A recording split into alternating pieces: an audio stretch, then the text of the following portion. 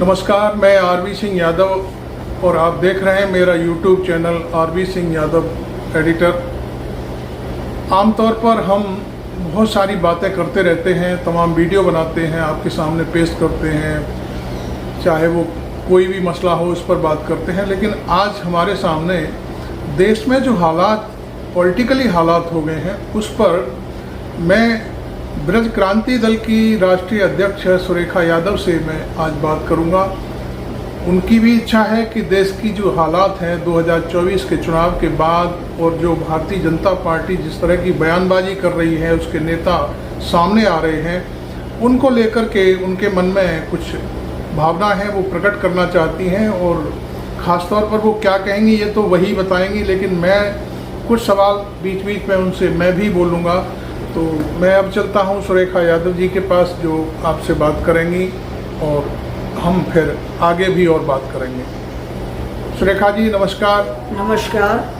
बताइए सुरेखा जी, आज जो हालात हैं देश में, जो नफरत जैसी राजनीति हो रही है और जो प्रशासनिक सेवाएं हैं जिसमें IAS, IPS खास तौर पर, इनका यूज करने की सरकारें कोशिश कर रही हैं और उनको दोषी ठहरा रही हैं, इस तरह के बयान हम देख रहे हैं। तो इस पर आपका क्या रुझान है और क्या रुख है, स्पष्ट करिए अपनी बात। देखिए, मैं सिर्फ एक बात कहना चाहती हूँ, देश की IAS और IPS लॉबी को, कि सरकारें तो आती और जाती रहेंगी, लेकिन आपने जो पदभार ग्रहण किया है, उस समय शपथ ली है, उस शपथ के साथ आप न्याय कर पा रहे हैं कि नहीं कर पा रहे हैं, ये आपको अच्छी तरह से पता होगा। पिछले दिनों, अभी 2-3 दिन से लगातार हम देख रहे हैं, मीडिया पे बड़ी चर्चा चल रही है, केंद्र की सरकार के मिनिस्टर्स और उत्तर प्रदेश सरकार के मिनिस्टर्स, CM, PM, गृह मंत्री, सभी लोगों के हम बयान देख रहे हैं। साथ में बीजेपी के अध्यक्ष, कार्यकर्ता, जिसको जैसा मौका मिल रहा है, वो एक बहुत बड़ा आरोप जो है IAS और IPS के ऊपर लगा रही है, प्रशासनिक सेवाओं। जी, उनका कहना ये है कि हमारी जो हार का कारण है, 2024 के चुनाव में जो हमारी हार का कारण है, उसके लिए जिम्मेवार जो है प्रशासन है। ये प्रशासनिक लोगों ने हमारी बात को नहीं माना, जिसकी वजह से हम हार गए। ये आपका प्रश्न है, आप जो बीजेपी उठा रही है बार-बार। जी, मैं प्रश्न क्या है मैं बताना चाहती हूँ। नहीं, ये प्रश्न के जरिए आप ये दिखाना चाहती हैं कि ये आरोप जो है प्रशासनिक सेवाओं पर लगाया जा रहा है जी, इस पर आप सवाल उठा रही हैं। जी, क्योंकि ये एक बहुत बड़ा दुर्भाग्य है देश का कि जो IAS और IPS अधिकारी या और जो भी अधिकारी हैं छोटे लेवल के, वो सभी लोग जनता के टैक्स पे से सैलरी प्राप्त करते हैं। और आप जब सैलरी वहाँ से प्राप्त करते हैं और न्याय किसके साथ कर रहे हैं, ये एक बहुत बड़ा प्रश्न चिन्ह है। कुछ लोगों ने तो इस इलेक्शन में बहुत ज़्यादा वफादारी केंद्र और उत्तर प्रदेश की सरकार के साथ निभाई भी, जहाँ पे उन्होंने मौका उठा के और वहाँ के सांसदों को ज़बरदस्ती बना दिया, हारते हुए सांसदों को।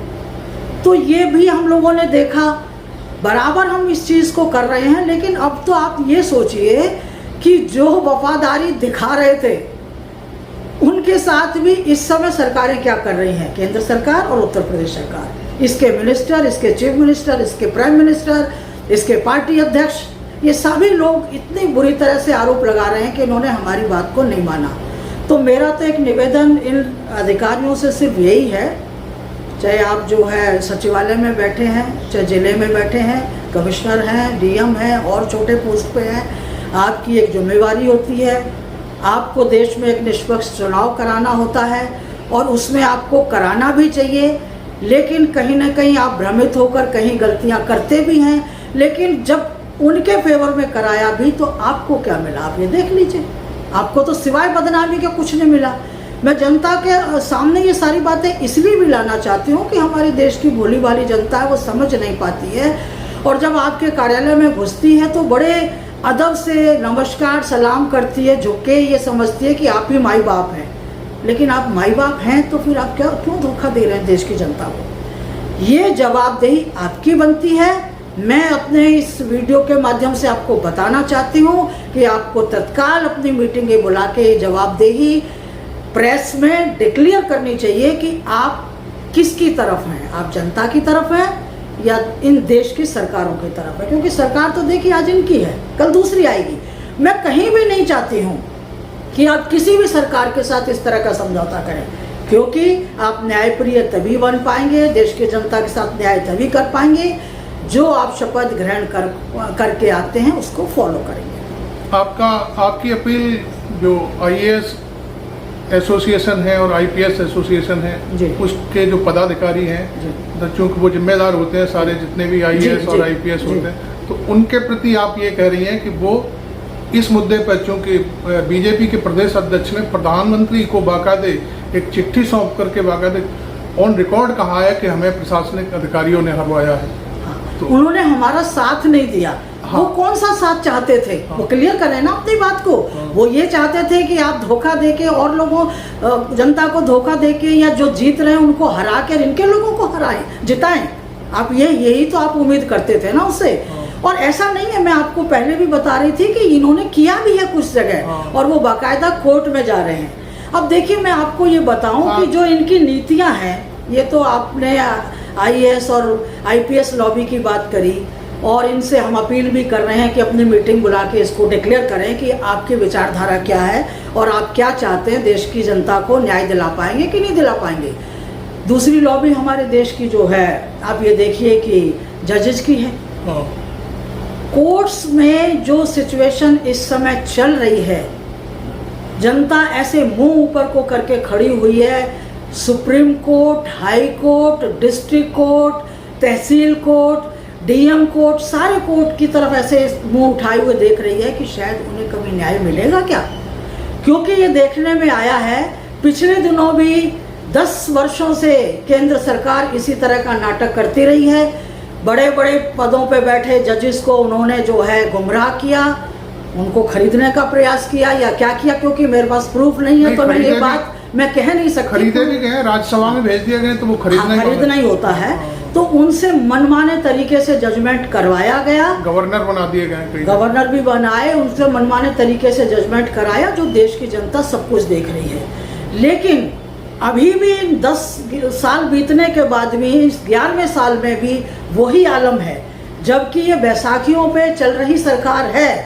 किसी दिन भी ये गिर सकती है। लेकिन इन्होंने एक बहुत बड़ा खेल और खेला, आपको मैं बताऊं, जनता को मैं जरूर सारी बातें बताना चाहती हूँ। दोबारा से सरकार जब इन्होंने बैसाखियों वाली बनाई है केंद्र सरकार, इन्होंने सेम वही मिनिस्टर जो है बनाए हैं, सारे वही पदों पे, गृह मंत्री, रक्षा मंत्री, वित्त मंत्री, रेल मंत्री, ये सारे के सारे मंत्री। एक कृषि मंत्री क्योंकि लड़ा नहीं था, हार गया था, तो दूसरा बना दिया गया, मैं आपको बताऊं। वरना सारे मिनिस्टर वही बनाए, क्योंकि 10 सालों से जो फाइलों में घपला चल रहा था, उस घपले को आप तत्काल अपनी कुर्सी पे बैठ के और दोबारा से उसको नंबर 1 में लाएं।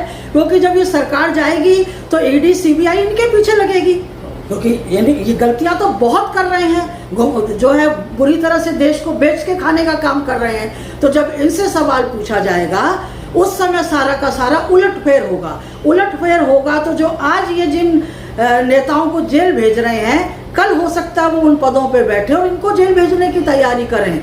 तो इन्होंने ये एक बहुत बड़ा खेल खेला है, मैं आपको बताऊं, और इस खेल में ये कामयाब भी हुए।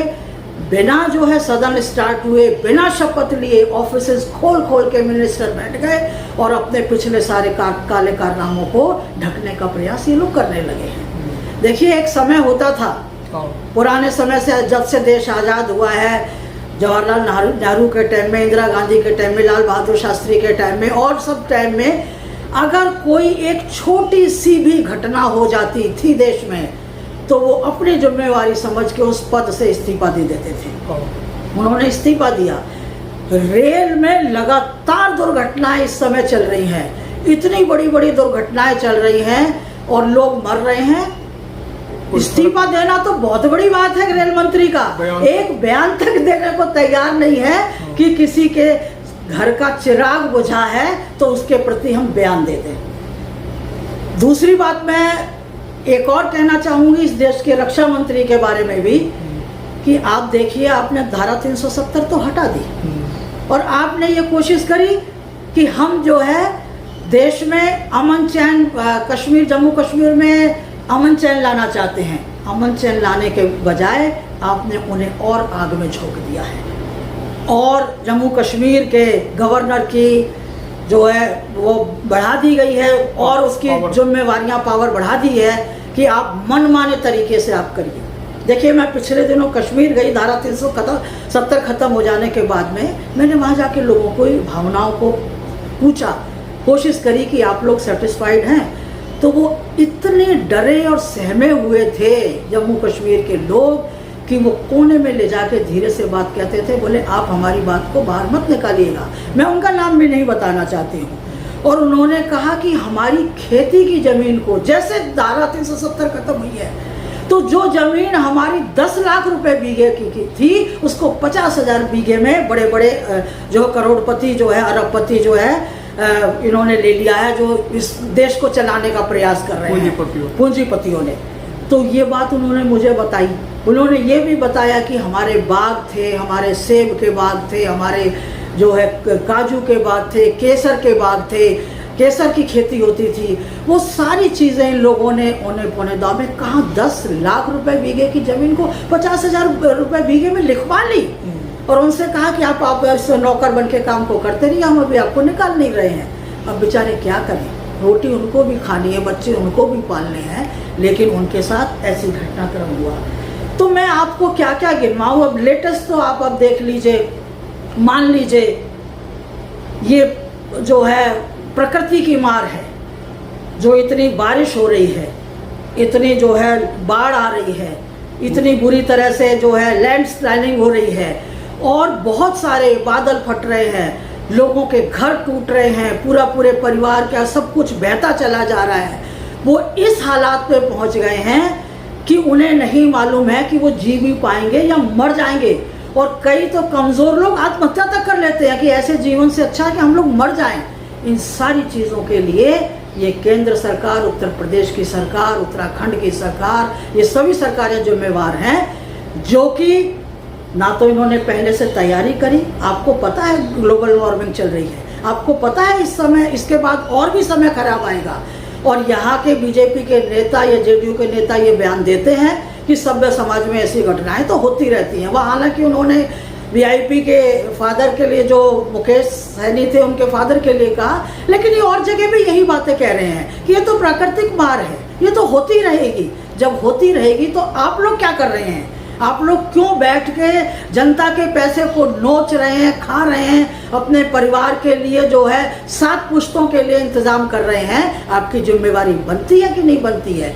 मैं ये कहना चाहती हूँ, वो तो देखिए जनता ने इस समय विपक्ष को मजबूत कर दिया। लंगड़ी सरकार बनी, वो लंगड़ी सरकार बनी, विपक्ष को मजबूत कर दिया। विपक्ष की आवाज़ उठाने के लिए विपक्ष तैयार हो चुका है। वो जब आवाज़ उठाता है, जनता की आवाज़ उठाता है, वो कैसी भी समस्याएं उस देश में चल रही हैं और वो बराबर क्वेश्चन पूछता है, लेकिन ये बेशर्माई का कंबल ओढ़े पड़े हुए हैं, इनके कानों पे जूं तक नहीं रह रही है। अब आप देखिए बाढ़ में किस तरह से लोगों की हालत है, किस तरह से यहाँ के युवा बर्बाद करे हैं। अब मैं ज़्यादा तो नहीं कहूँगी, बेरोजगारी और भुखमरी और गरीबी और महंगाई, ये तो ऐसे मुद्दे हो चुके हैं कि लोग चिल्लाते रहते हैं और इनके कानों पे जू भी नहीं रहती है। उत्तराखंड में एक पुल बन रहा था, वो दूसरी बार टूट गया अभी कल या परसों। नहीं, यही तो कर रहे हैं ना। देखिए ये लोग कर क्या रहे हैं कि ये मिलावटी सीमेंट के बजाय मिट्टी में पुल बना रहे हैं और ये जनता के साथ खिलवाड़ कर रहे हैं। अगर उस समय कोई चल रहा होता, उस समय जो है कोई बस बच्चों की गुजर रही होती, कुछ और होता, जब ये पुल टूटता तो उस समय कितनी जनहानि होती, लेकिन इनको कोई फर्क ही नहीं पड़ रहा। दूसरी बार टूटा है ये दूसरी बार टूटा, ये सिवाय जो है देश में हिंदू मुस्लिम का एजेंडा चला के और लोगों को गुमराह कर रहे हैं। इस देश में आज़ादी से पहले से मुस्लिम रह रहे हैं, आज़ादी की लड़ाई में मुस्लिमों ने साथ दिया है और ये सब लोग एक ही हैं और इस चीज़ को कोई भी स्वीकार नहीं करेगा जो ये एजेंडा चला रहे हैं। अब एक सवाल चूँकि आपने बहुत कई मुद्दे उठा दिए, अब एक सवाल है जो बहुत ही तात्कालिक है और बहुत पूरे देश में हलचल मचाए हुए है। योगी आदित्यनाथ का रिज्यूम है इस समय यूपी में, और एसएसपी मुजफ्फरनगर ने अभिषेक सिंह ने एक फरमान जारी किया है कि जो भी व्यक्ति जो 240 किलोमीटर का जो दायरा है मुजफ्फरनगर से, जो कावड़ आती हैं प्रदेश के दूसरे हिस्सों के लिए जाते हैं लोग, उस दायरे में जो भी अपना कोई भी सामान बेचेगा तो उस व्यक्ति को अपने कारोबार पर, ठेल पर, ढाबे पर, जो भी उसका नाम है वो नाम प्रदर्शित करना होगा। और ये खास तौर पर मुसलमानों के लिए है। तो इस पर इस समय बेहद गंभीर चर्चा चल रही है पूरे देश में। और इस पर देखिए मायावती ने सवाल उठा दिया, अखिलेश यादव ने उठा दिया, राहुल गांधी कांग्रेस, और कांग्रेस के तो प्रवक्ता बाकायदे खुलेआम बोल रहे हैं। आपकी पार्टी इस मामले में क्या कहती है? सुरेखा यादव जी बताइए। हम लोग मैं तो समाजवादी विचारधाराओं की व्यक्ति हूँ। मैं शुरू से समाजवादी रही हूँ। मुझे बहुत बार बहुत से लोगों ने कोशिश करी, ऐसे सांप्रदायिक पार्टी वालों ने, कि आप हमारे साथ आ जाइए, हम आपको कहीं से कहीं पहुँचाएंगे, लेकिन मैंने समझौते कभी नहीं किए। मेरी जो विचारधारा समाजवादी विचारधारा होने की वजह से मैं सिर्फ एक ही लाइन में अपनी बात कहना चाहती हूँ कि ये देश सबका है। हिंदू, मुस्लिम, सिख, ईसाई, बौद्धिस्ट, सभी लोगों का ये देश है। और जब ये लड़ाई लड़ी गई थी इस देश को आज़ादी के लिए, तो इसमें सबने बढ़ चढ़ के हिस्सा लिया था। जिन्होंने हिस्सा नहीं लिया वो आज इस तरह की हरकतें कर रहे हैं, क्योंकि उन्हें दर्द पता ही नहीं है। आज भी जो है हमारे जवान शहीद हो रहे हैं, वो दर्द भी इनको नहीं पता है। वो भी हम लोगों के बयान तक नहीं दिया। हम लोगों के बीच के ही लोग हैं, मार्शल कौम के लोग हैं, वो सभी लोग वहाँ पहुँचते हैं। और इसमें कम से कम मिलिट्री में तो इस तरह की बातें नहीं ही उठनी चाहिए थी कि आप जो है किस जाति के हैं, क्या है। और मैं वैसे भी ये बात कहना चाहती हूँ इस देश के प्रधानमंत्री को, इस देश के गृह मंत्री को, कि आग में झोंकने का काम मत करिए। आप जो काम करने जा रहे हैं, आप इस तरह से ठप्पा लगाने की बात मत करिए। पहले भी आप एक गलती आपका देश प्रधानमंत्री कह चुका है कि कपड़ों से पहचान होती है। तो कपड़ों से पहचान तो बाबाओं की भी होती है, उनके लिए तो आपने नहीं कहा, वो भी कपड़े ऐसे पहनते हैं। आपने एक ही कौम के लिए ये बात क्यों कही कि कपड़ों से पहचान होती है? तो पहचान सबकी सब चीज़ों से होती है। देश के नागरिक हैं। मैं ना तो किसी के लिए आरोप लगाना चाहती हूँ, ना कुछ और कहना चाहती हूँ, लेकिन मैं ये ज़रूर कहना चाहती हूँ कि आप अपनी इस विचारधारा को बदल लीजिए। नहीं तो ऐसा ना हो कि 240 की जगह कि जो स्थिति अब जनता परेशान होके और कई पुलिस अधिकारियों के पीछे डंडे लेके भागती है, तहसीलदारों के पीछे डंडे लेके भागती है, अभी वो छोटे लेवल पे कर रही है। कल आप अगर जनता के बीच में आएंगे और लाठी डंडे लेके और जूतों के हार लेके जब जनता आपके पीछे भागेगी तो आपको मरने के लिए भी जगह नहीं बचेगी। तो आप अपनी विचारधारा को बदल लीजिए। आपने पिछले दिनों एक बहुत गलत बयान दिया जिसका मैं इस वीडियो के माध्यम से सख्त विरोध करती हूँ कि इंदिरा गांधी के ऊपर 1975 की जो आपातकाल वाली बात को लेके आपने काले दिवस की बात करी है। तो मैं आपको बताना चाहती हूँ कि ये काला दिवस आपने बना दिया और आपने एक लाइन की शुरुआत करी है। कल गोधरा कांड पे काला दिवस होगा, परसों किसी और चीज़ पे काला दिवस होगा, उसके बाद किसी और पे काला दिवस होगा, और मणिपुर पे काला दिवस होगा, नोटबंदी पे काला दिवस होगा, सब चीजों पे काला दिवस होगा, जीएसटी पर भी होगा, जीएसटी पे होगा। तो ये काले दिवस को आपको पहचानने में आप चिंता में पड़ जाएंगे कि हमने ये कौन सी लाइन खींची है। गांधी जी की हत्या का भी काला दिवस होगा। तो ऐसे काले दिवस की जो आपने शुरुआत करी है, आपको आदत पड़ चुकी है कुछ कहने की, फिर बैकफुट में जाने की। पिछले सेशन में, पिछले जब टाइम था, किसानों के कानून को आपने पीछे लिया। अब जो है उत्तर प्रदेश के बाबा योगी आदित्यनाथ ने पहले तो उन मुस्लिम क्षेत्र के सारी कॉलोनियों को तोड़वा दिया पहले, और आज जब ऐसे कुछ हिंदू लोगों के मकान टूटने की बारी आई तो उन्होंने अपना ये काला कानून वापस ले लिया, बुलडोजर वाला। तो ये चीजें शिक्षकों का भी इन्होंने वापस लिया है। लेकिन ये नहीं सोचा कि भाई शिक्षक जो है जब स्कूल जाता है तो किस परिस्थिति में जाता है, कहाँ होके जा रहा है, सड़क है कि नहीं है। बहुत सारी समस्याएं हैं देश में, समस्याओं के ऊपर ध्यान नहीं है। लेकिन इस समय जो सबसे बड़ी देश की समस्या चल रही है, इन सारी बातों के साथ साथ मैंने 2-3 पॉइंट रखे हैं, लेकिन जो प्राकृतिक मार है उस पे ज़रूर जो है लोगों का साथ दीजिए। मुझे हाथ जोड़ के इस देश के प्रधानमंत्री और देश के मिनिस्टरों से ये प्रार्थना है कि इनको जो है भूखों मरने के लिए मत कगार पे खड़े कर दीजिए। ये सब आपके देश के लोग हैं। आप ऐसा सोचती हैं कि जो ये फरमान जारी किया है मुजफ्फरनगर में कि जो पार्टी में उनकी में जो विद्रोह चल रहा है, विरोधाभास चल रहा है, उसको दबाने के लिए इस तरह की हवा दी गई?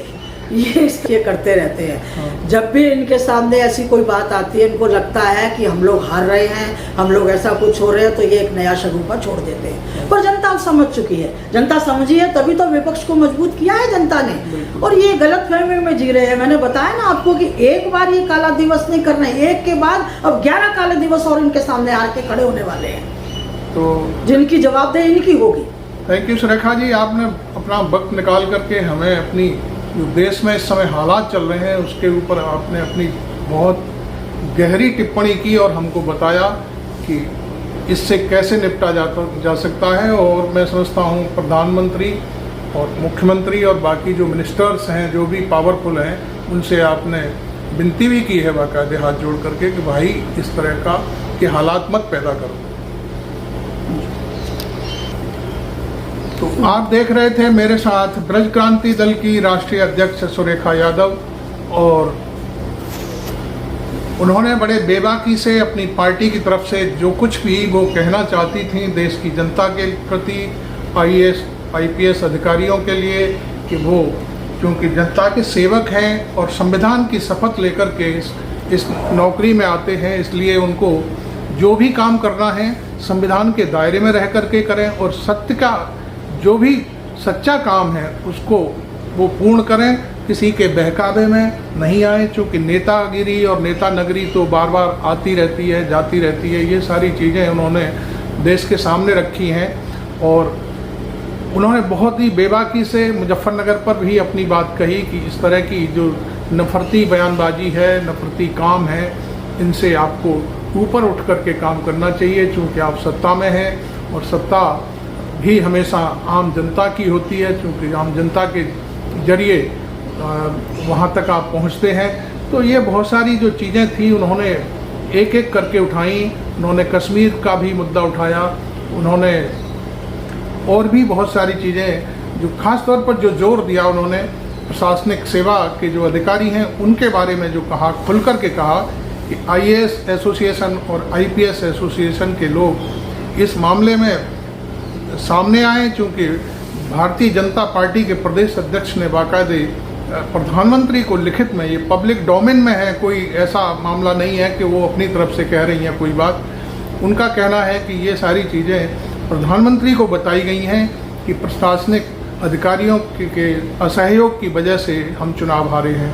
बहुत सी ऐसी बातें हैं कि प्रशासनिक तमाम क्षेत्रों में प्रशासनिक अधिकारी भी बहुत ईमानदार होते हैं और उसमें ईमानदारी से काम करते हैं। जब आपकी पार्टी के प्रत्याशी को वोट ही नहीं मिला है, जनता ने उसको नकार दिया है, तो क्या IAS और IPS अधिकारी अपनी तरफ से आपको मशीनों में वोट थोड़ी भर देंगे? तो ये सारी चीज़ें उन्होंने बड़े बेबाकी से रखी। आपको ये मेरी वार्ता कैसी लगी? आपने मेरा चैनल अभी तक सब्सक्राइब नहीं किया है तो ज़रूर कर लें। अगला वीडियो मैं और किसी राजनेता के साथ बैठ कर के बनाऊँगा, उसका आप इंतज़ार करिए। और थैंक यू वेरी मच। मैं RB सिंह यादव।